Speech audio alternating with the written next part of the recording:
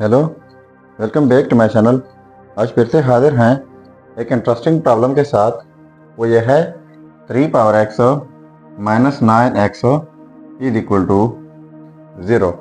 इसमें ये x जो है ये अननोन है।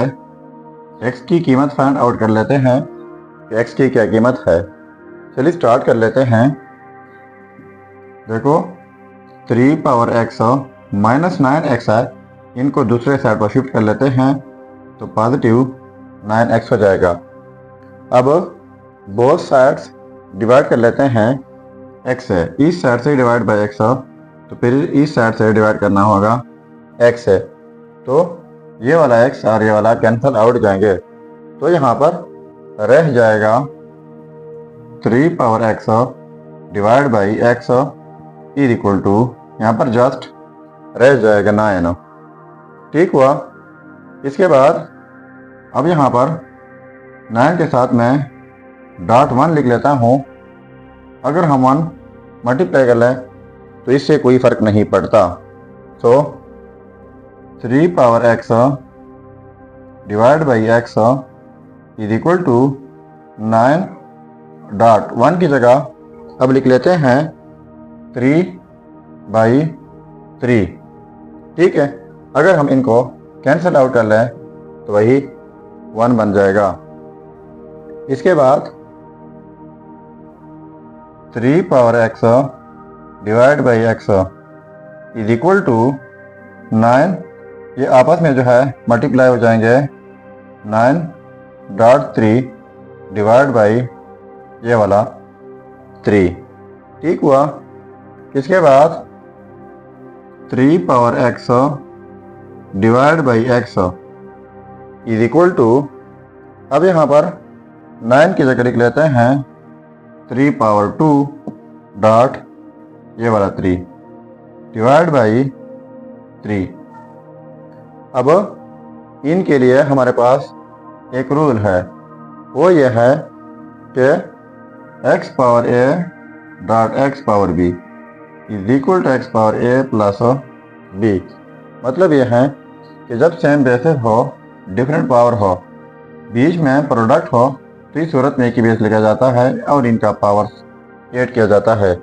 तो यहाँ पर ये सेम बेसिस है 3, यहाँ पर बेस 3 है, यहाँ पर पावर 1 है, यहाँ पर पावर 2 है। तो 3 power x divide by x is equal to, अब इस रूल के मुताबिक एक ही बेस लिखकर, बेस 3 है तो ये पावर ऐड हो जाएंगे 2 plus 1 divide by 3। So 3 power x divide by x is equal to 3 power 3 divide by 3। अब यहाँ पर देखो बीच में इक्विलिटी है, तो इसका मतलब ये है कि यहाँ पर जो कुछ भी है ये इक्वल है इनका। अब कैसे इक्वल होंगे? देखो न्यूमरेटर में यहाँ पर बेस 3 है तो यहाँ पर भी बेस 3 है, यहाँ पर पावर में x है जो कि अननोन है और यहाँ पर पावर 3 है। अब देखो डिनोमिनेटर को, यहाँ पर डिनोमिनेटर में x है और यहाँ पर 3 है। बाकी सारा कुछ जो है आपस में सेम लग रहे हैं, लेकिन यहाँ पर x जो है जो अननोन है वो हमें मालूम नहीं है। और यहाँ पर x तो यहाँ पर 3 और यहाँ पर x है तो यहाँ पर फिर से 3। तो हम कह सकते हैं कि x इज इक्वल टू 3 होगा, क्योंकि यहाँ पर जो x है तो उस साइड पे 3 है, तो x की कीमत होगी 3। तो ये हमारा फाइनल रिजल्ट होगा। अब अगर इस सी रिजल्ट को हम चेक करना चाहें कि वाकई ये रिजल्ट ठीक है या गलत हो, तो यहाँ पर x की जगह ये 3 पुट करके अगर ये 0 के इक्वल आता है तो ये रिजल्ट ठीक होगा। चलिए अब चेक कर लेते हैं। देखो यह है result x is equal to 3।